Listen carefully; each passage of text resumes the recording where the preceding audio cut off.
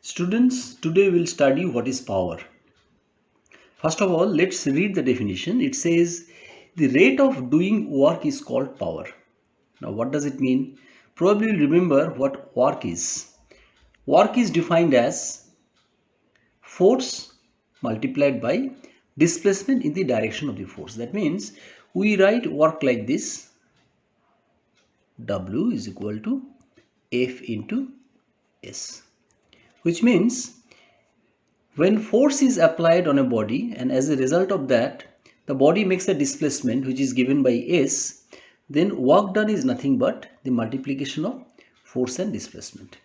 Now let us consider that there is a body and this body is subjected to a force, and suppose the force is F, as the result of which this body makes a displacement, which I am drawing it down here, and suppose the displacement of the body is S. Then according to the definition of work done, you know that W equal to F into S. We can say that the body was initially at this position A, and as a result of application of this force the body has displaced in this direction, and after a certain time, let's say T, the body is now at a place B. So we can say that for a time period of T seconds, the body has made a displacement of A to B because of the application of the force. Now, what is power? Power says P, if we write P as power, it says P is equal to W upon T, where W is the work done, T is the time spent. We can say that in T seconds, the displacement of the body is from A to B, and in T seconds the work done is W. Therefore, in 1 seconds, how much will be the work done? It will be W upon T. Now, according to the definition of power, this W upon T is called power. So, in other words, we can say that power is nothing but work done per unit time, W upon T. Therefore, the unit of power done can be written as, since the SI unit of work done is Joule and the SI unit of time is seconds, therefore the unit of power would be Joule per second. Now there is another word for this. Joule per second is also called watt. So what is the SI unit of power? There are some bigger units of power as well, like kilowatt represented by kW, or megawatt represented by MW, etc. How much is 1 kilowatt? 1 kilowatt is nothing but 10 to the power 3 watt. That means 1000 watts make 1 kilowatt. Similarly, 1 megawatt would be 10 to the power 6 watts. So these are some large units of power, and the SI unit of power is Joule. Remember that SI unit of work done is Joule and the SI unit of power is Joule per second, which is nothing but watt. Now there is one more practical unit of work that is called horsepower. In short, you write it like HP. Now how much is 1 horsepower? It is 1 horsepower is equal to 746 watts. So sometimes we will need this relationship in solving numerical problems based on the topic power. So what have we learned then? We learned that the rate of doing work is called power.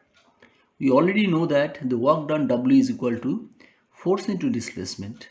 So if because of application of force F, a body displaces from the point A to point B in time T, then you can say that in time T seconds the work done is W.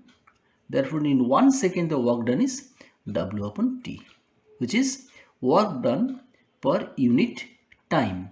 This work done per unit time is given by the symbol P, which is nothing but power, and its unit is joule per second or watt. There are some bigger units of power, which is one is kilowatt, 10 to the power 3 watt, and one is megawatt, that is 10 to the power 6 watt.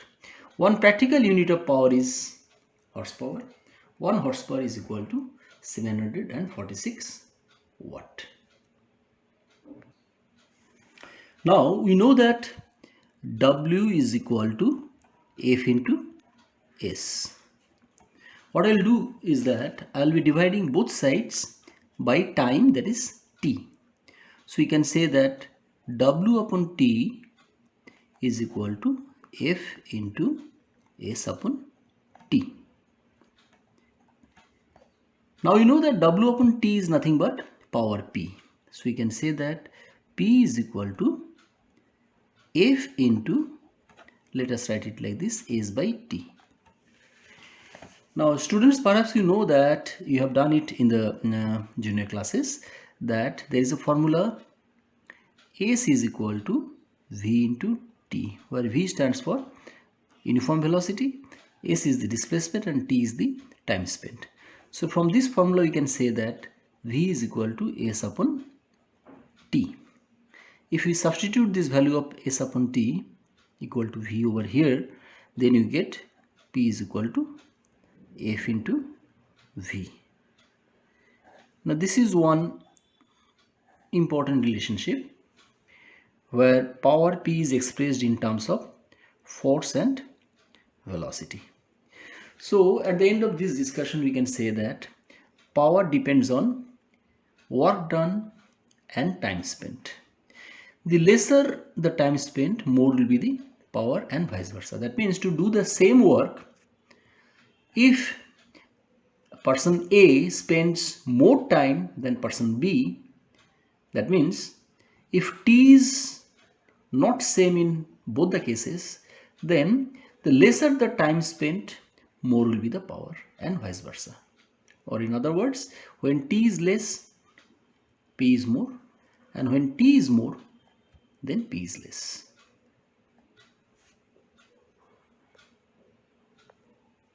Let us now understand what is energy.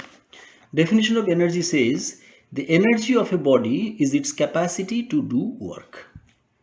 So here the word is capacity to do work. What does it mean? Imagine that you are moving an object. You are moving an object along a surface by applying a force to it, and as a result the object goes from point A to point B. Point A to point B. And the displacement of the object in the direction of the force is S. Therefore, the work done W is equal to F into S. This all of us have already done. Now what happens is that this work done can get converted into energy and vice versa. Like how? When the body is moving from point A to point B, some energy has been spent in order to move it from one particular point to another particular point. That means at the expense of some energy which you have spent, the body has made a translatory movement and it has gone from point A to point B. That means whenever you are pushing something and whenever an object is making a translationary movement from one point to another point, some energy is spent. On the other hand, when a moving object comes to stop, then the work done gets converted to energy, which is the opposite. As you know, if we suddenly apply brakes to a moving vehicle, the vehicle will come to a standstill, but in doing so, the wheels of the vehicle will become hotter. So this heat energy is evolved at the expense of some work done. So you can say that work and energy, they are equivalent to each other. When you spend some energy, some work gets done. When some work gets done, it can oppositely produce some energy. So we say that energy and work, they are basically equivalent. If they are equivalent, then their unit should be same. Therefore, the unit of energy is also same as that of work, that is joule. So joule is the SI unit of energy. Now of course there are some other bigger units of energy. For example, you can have kilojoule, megajoule, etc. And there are some smaller units of energy as well. For example, electron volt is a very small unit of energy. I will try to understand their meanings. There is one more interesting unit of energy which is called watt hour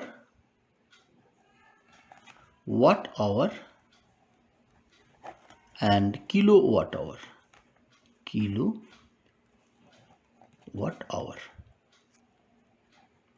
Often the question is asked that how come watt, which is a unit of power, and watt hour is a unit of energy. The answer would be, if you look at it, watt is nothing but the unit of power. Unit of power means we can say it is joule per seconds. And what about hour? Hour is a unit of time. So joule per second multiplied by time. This explanation is valid for watt hour as well as kilowatt hour. So watt is nothing but joule per second, and hour is nothing but time. Similarly, kilowatt hour, when you write, kilowatt is nothing but unit of power and hour is unit of time. So basically what we have is we are multiplying the unit of power with unit of time. Now unit of power and unit of time, here second is the unit of time. When they cancel each other, this is also unit of time and this is time. When they cancel each other, what is left is only work. And we know that work and energy are equivalent. So that's how watt hour and kilowatt hour both are units of energy and not of power. Let us find out how much watt hour is. 1 watt hour is equal to, we can say it is 1 watt multiplied by 1 hour. Now 1 watt multiplied by 1 hour, when you do that, we get 1 joule per second multiplied by 3600 seconds. That means 3600 joules. So 1 watt hour is nothing but 3600 joules. Similarly, 1 kilowatt hour, we can write it as 1 kilowatt multiplied by 1 hour. Now 1 kilowatt is nothing but 1000 watt multiplied by 1 hour is nothing but 3600 seconds. So 1000 watt means 1000 joule per second multiplied by 3600 seconds. And when you simplify, we get 3.6 into 10 to the power 6 joules. That is the value of 1 kilowatt hour. Now what about 1 electron volt? But before that, I need to tell you what is electron volt. What is electron volt? Imagine two electrically charged plates. One is positively charged and one is negatively charged. These two are metal plates. They are separated by a distance, and the upper plate has got positive charge, lower plate has got negative charge. Imagine an electron entering in between these two plates. As you know, electron has negative charge. So what will happen when it enters the space in between these two plates? This negatively charged electron will be repelled by the negative plate. So it should have gone like this, but because of the repulsion, after entering this area, the electron will be accelerated in the upward direction, because this positive plate will be attracting the negatively charged electron. So it will go away from the negative plate and it will move towards the positive plate. So the work done when one electron passes through a potential difference of 1 volt is called 1 electron volt. I repeat, it is work done when one electron carrying electronic charge is passing through a potential difference of 1 volt, that is called 1 electron volt.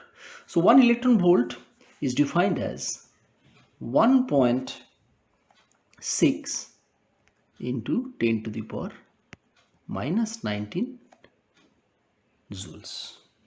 This is a extremely small unit of energy. Lastly, there is one last unit I'll talk about, that is called calorie. You may have heard this word calorie. This calorie is one unit of energy. Usually we use this energy to express heat energy. 1 calorie is defined as 4.18 joules.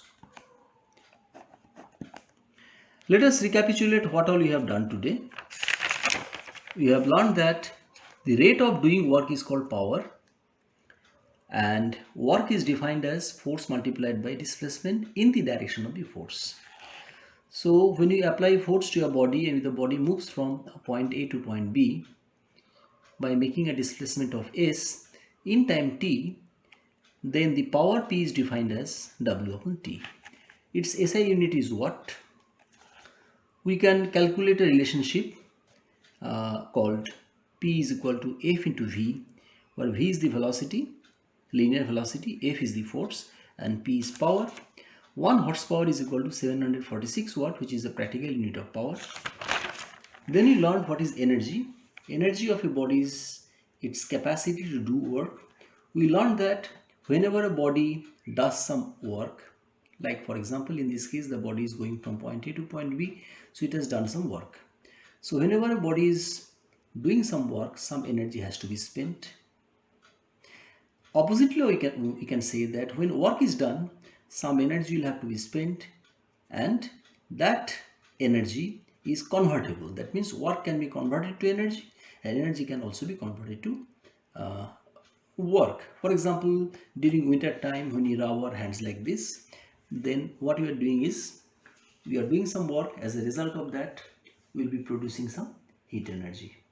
Okay, so W equal to F into S is the formula of work. Since work and energy are equivalent, not equal but equivalent, their units will be same. SI unit of energy is joule. There are some bigger units like kilojoule and megajoule, and there is a small unit of energy that is called electron volt.